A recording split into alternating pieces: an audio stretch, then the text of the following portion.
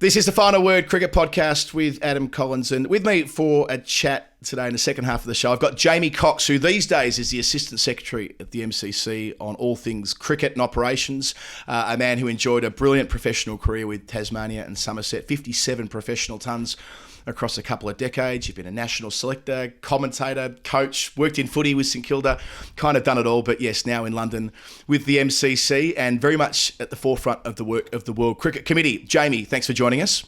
No problem at all, Adam. Thanks for having me.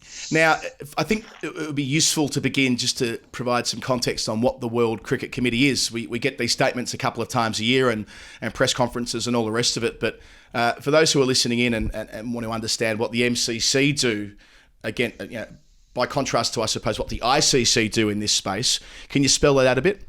Yeah, sure. In terms of the World Cricket Committee, it really gains its strength, I guess, by the quality and significance of people that sit around that committee. We don't hold the power to make change, but we do hold the power, I think, to drive debate through the significance of some of the great cricket minds and the wonderful cricket leaders that we have sitting on the committee. We meet twice a year and generally debate big issues in the game right now and effectively forward recommendations, if necessary, through to the ICC to debate further. I mean, obviously they hold most of the power to make any of those changes necessary. Our job really is to just try and lift the lid, I suppose, on some issues, and in the most recent case, pace of play, actually undertake a study and some analysis which can complement the work the ICC already do and try and just make some suggestions on how things might be improved. Yeah, so it's a pretty stacked committee, right? So Mike Gadding's the chair, Susie Bates, Alistair Cook, Kumar Dharmasena, Ganguly, Tim May, Brendan McCullum. I mean, you've got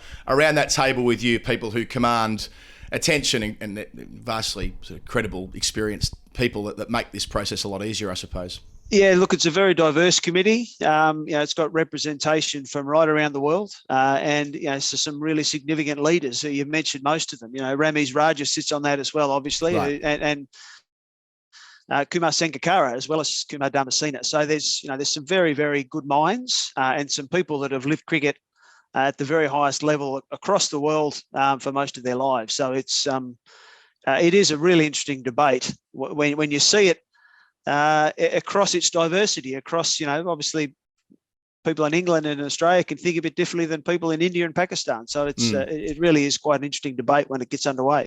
And the debate you've been looking at recently is one that on the Final Word we've been talking about for, literally 7 years since we started the podcast, which is pace of play. And I like the way you went about it. I mean, we all have our sort of theories on how much time is lost. And in the past, we've discussed that the authority that the match referee has alongside the umpires in the middle and the process they go by to calculate how much time's been lost and how different competitions apply penalties and all the rest of it. But you took it one step further and actually did a research project around the England-New Zealand test matches that took place in June and July this year, and then compared it against the county cricket that was going on at the same grounds at the same time. And the findings were fairly stark and bolstered what we already know, really, that in test cricket, a lot more time is wasted than needs to be. Yeah, there is. And I guess, to put some caution behind the research, it really is only a snapshot at the moment of 3 test matches in England. We know that wherever you play around the world, the game's played really differently and there's different challenges. So it really is that brief snapshot. But as you say, we quite rightly wanted to compare against the domestic game, which we think also has got some room for improvement as far as its pace of play, but to just sort of see where that time might be lost. I think you also touched on the fact we've all got our opinions. We all watch the game and sometimes get frustrated, but undoubtedly the game has changed. The game has different challenges these days, but we really wanted to put some proper critical analysis around, where is it? Well, where is this time? Because the end of nearly every day, test match day goes. They generally use the extra half an hour. Yep. And still regularly, nearly always, fall short of the required minimum overs. So I know it frustrates. It's something the ICC have tried to tackle, and they've tried to impose some pretty significant penalties on teams, but it doesn't seem to have had the impact that they would wish. So our research was really to try and find where is this time and what can we recommend to change it and make it better. Right. So in the past year, we've talked about the ICC sanction. Initially, it was captains, wasn't it, receiving fines and ultimately missing test matches like Jason Holder did back in 2019. But 2020, that might have been actually. Either way, that got shelved in favour of penalising teams with World Test Championship points, and that affected Australia in the previous cycle. But 100%. Yeah. But generally speaking, it hasn't changed behaviour at all. I mean, you look at the World Test Championship final last year, and routinely they were losing 8 to 10 overs per day, and that was the centrepiece, right? That was the Test match that was deciding who was going to win that competition. So, and of course, there were no sanctions there apart from fines, which presumably just get absorbed within the money that's allocated from the host board. So, there needs to be some pivot point here, and what you're finding is that 31.5 minutes per day on average are lost, or at least were lost in the series you looked at. That's not a couple of overs. That's the better part of 8 or 9 overs. Yeah, and it's probably a few things are important to point out. One is that's 31 minutes compared to a domestic day. So compared to what a domestic first class day would look like, Test cricket was effectively half an hour slower in getting through their day. The other point really important to make is that certainly from a World Cricket Committee sense, the point was stressed strongly that we can't be making recommendations which affect the quality of play. Is that, of course, most people turn up to watch Test cricket, and players certainly want to play Test cricket to the absolute best of their capacity. And our Test cricket's been amazing over the past few years. So we certainly didn't want to sort of impact that negatively, but we're really looking for an approach which can enhance the delivery of a Test match and not, the last thing we want to do is see some junk overs through the middle of the day just because teams have to catch up. We want to see them staying at the level and trying to get through the day as efficiently as possible. Yeah, that's the other side of this argument. And I know we always get criticism when we talk about this from those of the view that, well, who cares, right? This is an internet thing. This is a sort of a beltway thing where people who are super nerdy get fixated on overrates, but out in punterland, if the cricket's of a high quality, then who gives a stuff? Clearly, you don't share that view, that you think that if 90 overs are on the ticket, then we should be doing everything we can to get to 90 overs. Well, we know it's a reasonably significant issue through our membership, for example. But we also know that, mate, all that paradigm of view exists, that some people really couldn't give a damn. But we think it's an issue that if we can improve it, it's worth doing, particularly if we can do it inside the realms of the wonderful Test cricket that's being played right now. Because if there are some areas, and we think we've identified a few, where the game can just be more efficient and people can take some greater accountability for just getting through the day a bit better and giving people more cricket to watch in the day. As you say, people pay heavily to come and watch Test cricket. I know that most people would be really enjoying the product right now. But if we can make it that little bit better, then that's what we've tried to put forward. And I think what's good about this is you're actually pointing to where, sort of empirically, you've done the research, right? So it's not as though we're just speculating that DRS takes X minutes per day. You're saying it adds 4 minutes per day, but it's where there might be efficiencies. For example, the discussions between the TV director, the central umpire, and the players, so that we don't have a long lag time between a review and the next ball being bowled. Or, for example, change of overs in Test cricket, which are, for reasons that I can't quite understand, 10 seconds longer on average between a Test match compared to a first-class game at the same venue. So, I mean, it's not as though we can't do it quicker. It's just that, I suppose, culturally, we've been conditioned to doing it slower in Test cricket, something like that. Yeah, there is. And, I mean, bearing in mind the Test match day is only 90 overs, whereas most first-class games, you've got to get through 96 in the same amount of time. And teams generally do. Like every year, there are domestic first-class teams that get penalised points for slow over rates, but they're not that many. They're not that prevalent because of that overhanging threat. So it's, look, again, mate, we've looked at some pretty simple ways, and DRS is one of those things that's crept into our game, and it's here for good, and hopefully for the good in most instances.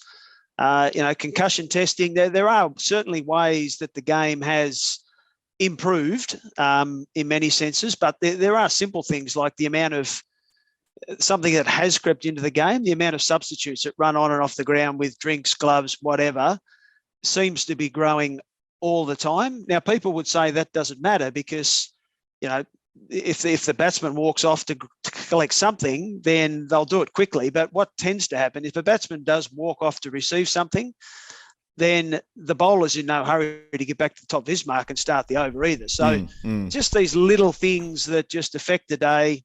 One we called out was when a DRS decision is given not out, but challenged by the fielding team. That point, we're basically saying that more often than not is proven to be the right decision. So go back to your mark, ready to play. So when that is confirmed, we play on. We don't stand around in a huddle with drinks and, wait to see what happens before we get play back underway. So just there are little practical bits and pieces which hopefully can make a difference. And bearing in mind, Adam, if this is something which is considered worthwhile, then we can take our study and research deeper to try and find, other causes and reasons across some other areas of the world. But this is really just a beginning of something that can hopefully help. Yeah, I mean, everything you mentioned there becomes an impromptu drinks break. When gloves get brought out for Steve Smith 15 times an innings, that means 15 additional, albeit brief, drinks breaks, and it does add up across the course of a day. And as you point out as well, it's not as though we can get uppity around the DRS going through its paces. I mean, that's what it's there for. Likewise, concussion testing, or when someone's in behind the sight screen. Look, that's been happening since the dawn of cricket time. That's going to keep happening, right?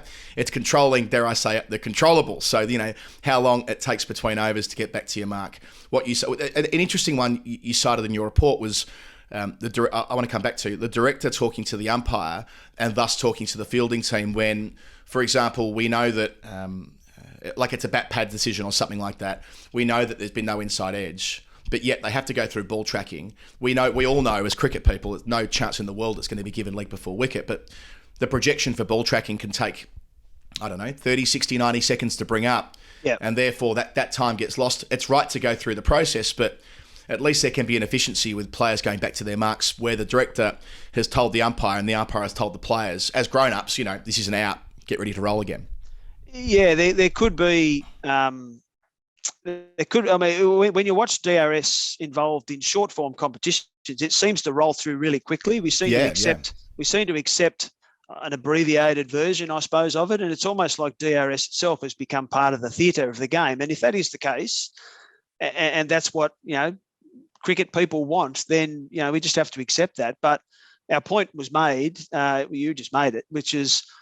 Why look for an inside edge if ultimately the ball's missing stumps and the decision is going to be overturned anyway? So always, I guess all from our perspective, all we're saying is let's constantly review these processes, constantly review the playing regulations to make sure that there are efficiencies consistently built in and that people are accountable for them and that people are aware of them, because we're not asking, we don't think we're asking for too much to just keep the game moving. Have this ready attitude of playing the game and getting it moving forward. So accountability, Jamie, this is where you get to at the bottom of your release around using the existing laws of the game around slow play.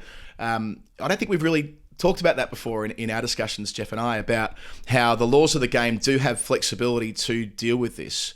It's just that we don't really consider it in the professional game as being worthwhile. Can you dig into that a bit for us? Yeah, well, they're probably, if you put, what we don't want to do with the laws is put an umpire in an invidious position either of having to enforce a law which is rarely enforced, but it needs to be there for this exact reason. There are two specific laws, and it's not my speciality, but I can tell you there's two there that effectively can penalise whether it's the fielding team or the batting team for wasting time. And it's along the lines in simple process. If they get a warning and if they continue to sort of just not get on with the game, they can be penalised in game, which we're saying is a surefire way of actually fixing any time delay problem. Is what we've tried to do is put fines and penalties at the back of game, World Championship points, etc.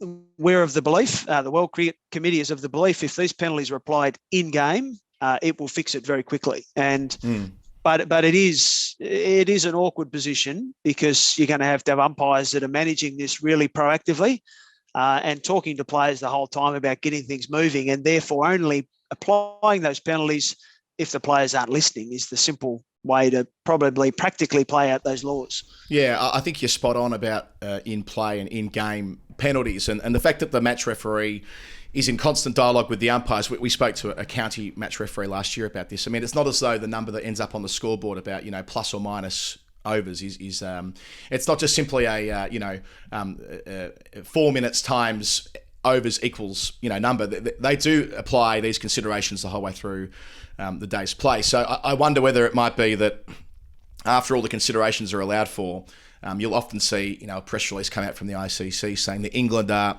2 overs behind and thus they lose 20% of their match payment. If instead, at the close of play or at the close of the innings, England have been 2 overs behind and thus they lose 20 penalty runs inside the test match, they're not going to be 2 overs behind. I mean that's an extension of this, and it's not really an MCC thing, it's more an ICC playing conditions thing, but that would also help, I think, because that is a true price signal, losing runs in game.